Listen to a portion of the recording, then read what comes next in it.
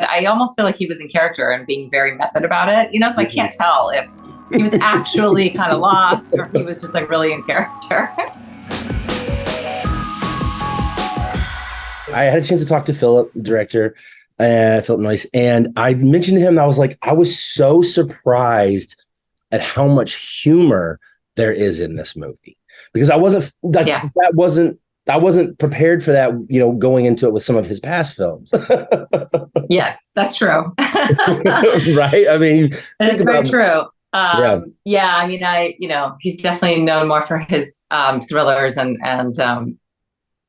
emotional work. I think there's a certain element of camp to this film that I think really helps move it along and helps you kind of identify with the characters and not take it so seriously. But it's a very fun action thriller, but it's also very funny and has like a really good, the characters have a really good rapport with each other, which makes it really enjoyable. Yeah, that was another thing that was something that he and I discussed, and I would love to get your take on it, was, the way that the relationship between your character and Pierce's character, Charlie, develops over the course of the film.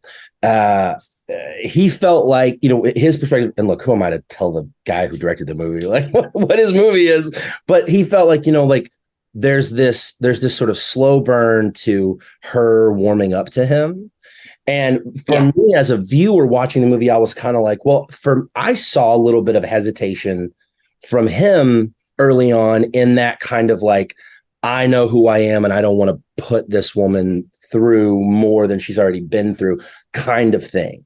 Now, he didn't necessarily see it that way, but I would love your take on those differing kind of like, he thinks that. Yeah, that's interesting. Yeah. Sorry, go ahead. No. Philip said he thinks that that the two would have had an earlier relationship sooner had she been more interested in it. And I just wasn't certain that I saw that in the character. Yeah, I think I know what he means in the sense that Charlie has burned fast and hard. He's had a really hard, tough, and quick-paced life. And I don't think he's somebody who minces words. I think he sees an attractive woman and he's like, I'm going to have her. And it is what it is. And we're consenting adults and it's fun. And it's great.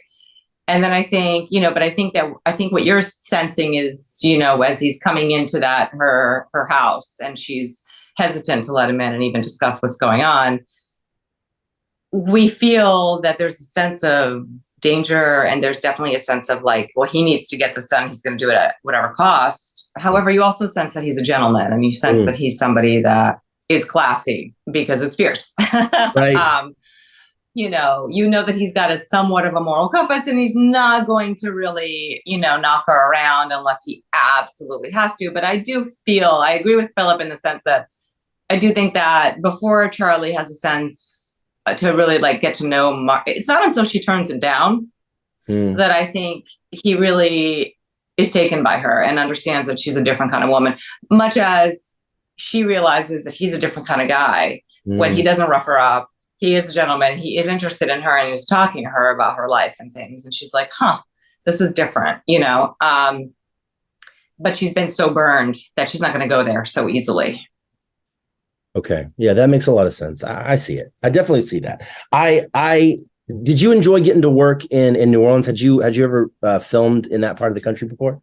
I actually had never filmed there before, and I loved it so much. The food is incredible.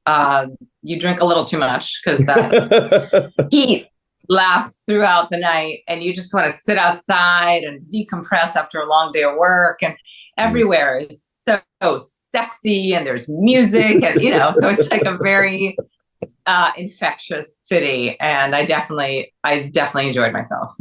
You couldn't be more right about those deep South summers, that heat, man. It permeates and it doesn't end. And you think the sun's going to go down and something's going to change. Yeah. And doesn't. It doesn't. I'm from Brazil, so I love that. I really enjoy those like hot summer nights. That's fun. I know that you don't have too many scenes with the legendary James Caan, but I asked, one of the questions I asked Philip, I'd love to get your take as well, was if he had any inkling, if there was any idea in his mind, like, we're about to film James Caan's final movie. And he said that he absolutely had no idea, like the energy that James brought to set every day was just, 100%. And so I'd love to know what your experience was. I mean, he definitely brought it, and he was so excited to be working. I felt he was somewhat frail. There was he was in a wheelchair. This was a man that had lived a long life for sure, but I did not think this was his last movie. You expect a man of his age to tire, but he continued to be very present. I think he was dealing with some health issues at the time, and things were a little bit harder for him, but he was so into it. And I still don't know, to be honest with you.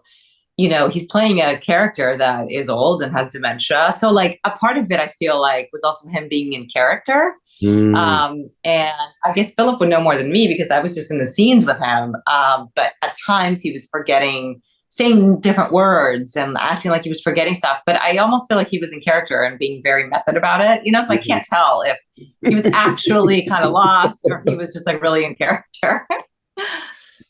What's funny is Philip said the exact same thing. He said that exact same thing, that there were those moments where he was like, I'm not sure which one of these is the real James Caan. Yeah. Which is very on par, I think, for yes. What an incredible, icon and talent he was. Absolutely. Your character is a taxidermist, and I was curious if you had to learn. Did you learn much about taxidermy, or did you just kind of like go in there and do what you had to do? Pretend. Yeah, just pretend to be that. I was so fascinated by it. I've never, been asked to play a taxidermist or even really thought much about taxidermy. And I had a few weeks before the film started, so I just did some digging around, and then I reached out to a woman and was able to ask her a bunch of questions, and then also watch her. She was working on this like small bird, and I got to watch her do it. And it was so fascinating because it was not at all what I expected. I expected a lot of blood and body parts and weird stuff.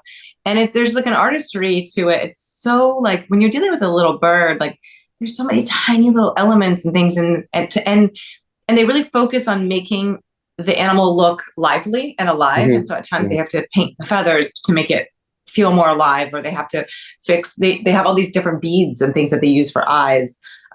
Because obviously that's something that is not preserved. And so there were so many little details and things that I thought was so fascinating. And it's like such a labor of love and so detail oriented, and that was really a big component that like fell into place for me in playing this character. I growing up in the South, taxidermy is something that was pretty common. You'd see it a lot of hunting like that. But I actually heard someone once describe it as being somewhat similar to like watchmaking. Like there's so many small parts, so many small pieces. There's so many very little details that go into it sometimes that people don't recognize. So there's a lot of like attention that you really, really, really have to pay. That makes sense. Yeah. Morena, thank you very much for taking time to chat today. I really appreciate it.